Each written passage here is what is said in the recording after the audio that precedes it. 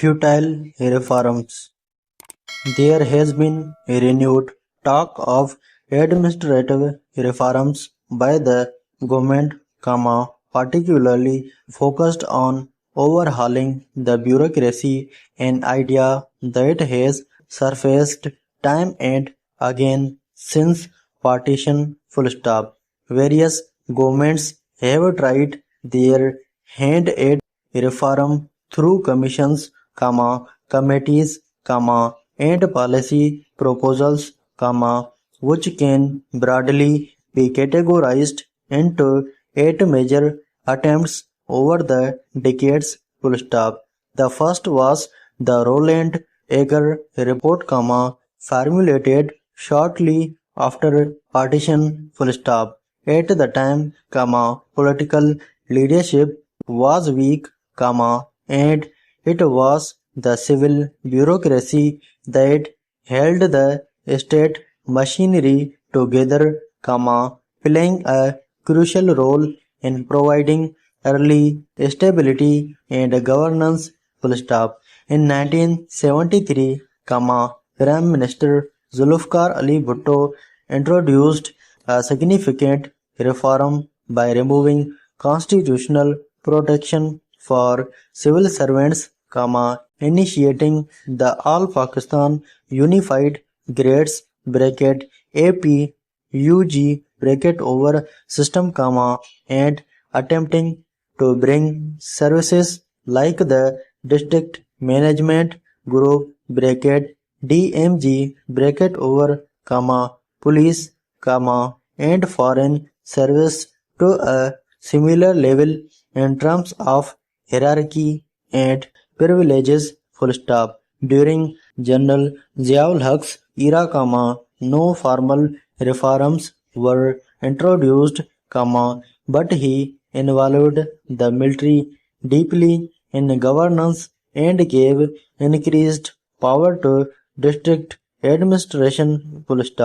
General Pervez Musharraf brought the most significant changes at the district level in 2001, replacing the deputy commissioner with an elected district Nazim and decentralizing DC's authority.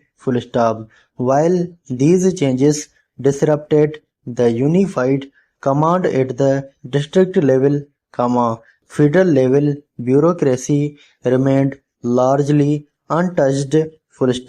From 2008 to 2013, Dr. Ishrat Hussain led a reform committee that emphasized performance-based promotions and reducing the dominance of journalists by introducing specialist streams.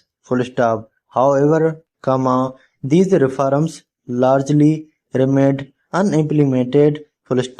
Between 2013 and 2018, Dr. Ehsan Iqbal, who is again leading the current reform initiative, explored several options but achieved no concrete results.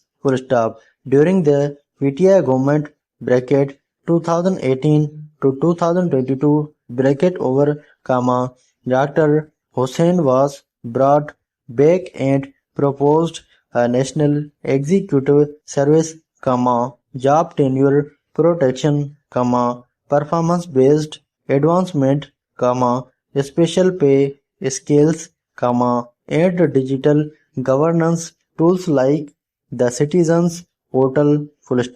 Yet, apart from minor progress in digital services, most proposals were ignored.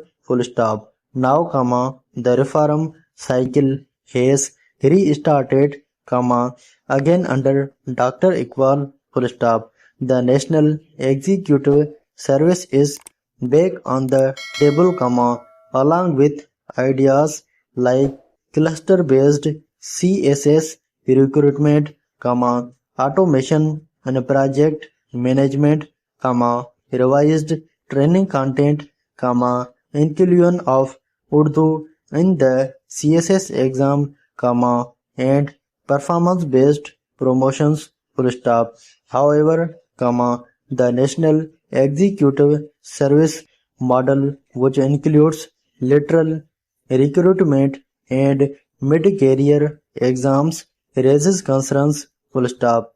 Past experiments like Bhutto's literal entry scheme were largely unsuccessful, full stop. An outsider from academia or industry, comma, no matter how qualified, comma, would likely face resistance and struggle to gain acceptance from entrenched bureaucratic cadres, full stop. Ministries, comma, like the Petroleum Division, comma, require diverse expertise, geologists, comma, engineers, comma, finance experts, comma, and policy specialists, making it impractical to find a single literal entrant who fits all needs, full stop. Instead of chasing overly ambitious and complex reforms, comma, four basic but impactful steps would be a better starting point, full stop. First, comma, ensure a fixed 3-year tenure for civil servants, full stop. Second, comma, promotions should be guided by superiors' evaluations rather than political or agency pressure, full stop. Third, comma, postings and transfers must be done based on merit, full stop. Finally, comma, there must be a culture where honest and rule-abiding officers are rewarded, comma, not sidelined, full stop. These fundamental changes would significantly improve bureaucratic performance. Unfortunately, comma, they also threaten political influence, comma, which is why governments often prefer to float elaborate reform plans to appear proactive without actually ceding control, full stop.